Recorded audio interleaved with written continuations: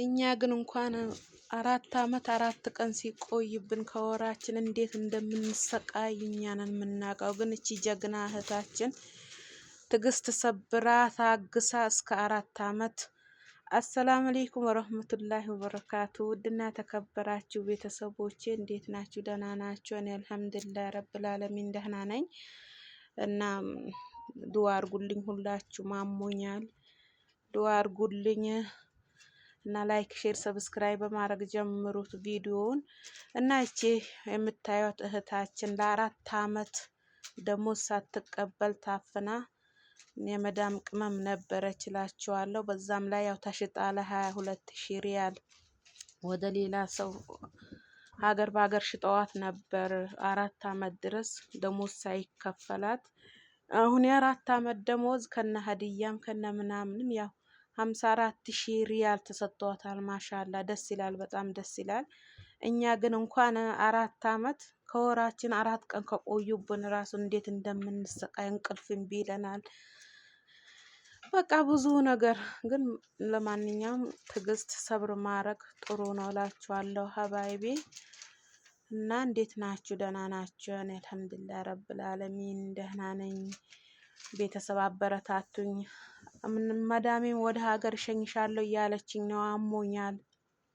አሁን ተሰላቸችኝ መሰለኝ። ያው በሰሞኑ በጣም ያመኝ ነበር ነው ለአመታት ሁሌ በየቀኑ በየሳምንቱ ሐኪም ቤት እየወሰዱኝ ነው የነበረው።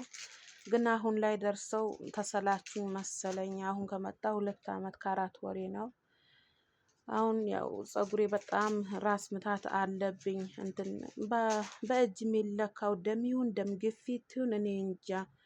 ብቻ ለክተው ወደ ከንትን ከ113 186 ወጥቷል። ከዛ በጣም እንትን ብለው መድኃኒትም ሰጡኝ።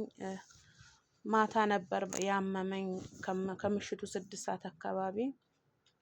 ከዛ እስከ አርብ ድረስ እዩና ካልሆነ ምናምን አሉኝ። እኔ ካልሆነ ወደ ሀገር እንሸኝሻለን ይበሉ፣ ካልሆነ ሐኪም ቤት ሊወስዱኝ እኔ እንጃ። ብቻ እስከ አርብ ድረስ እስኪ መድኃኒቱን ውሰጂ፣ ራስሽን ማታጭናንቂ፣ ከሰውም ተጣልተሻል።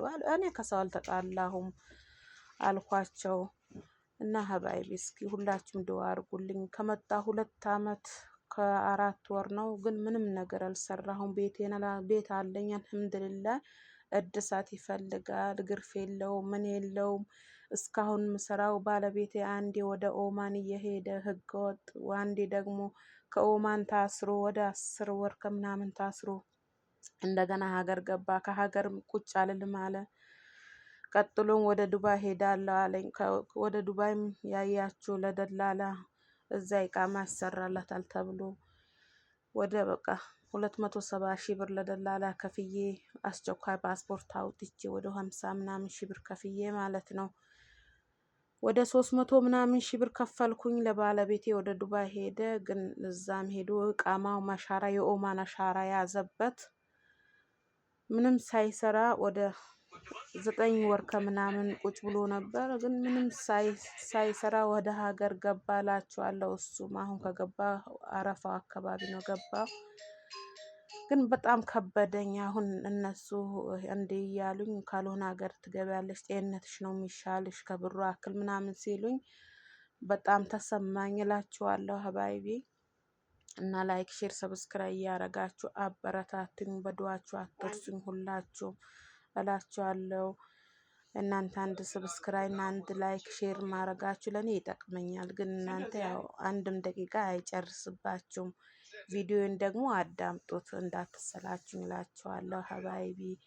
አበረታቱኝ። እና በቃ ሰላም አለይኩም ወራህመቱላሂ ወበረካቱ። ሁላችንም ወዳችኋለሁ።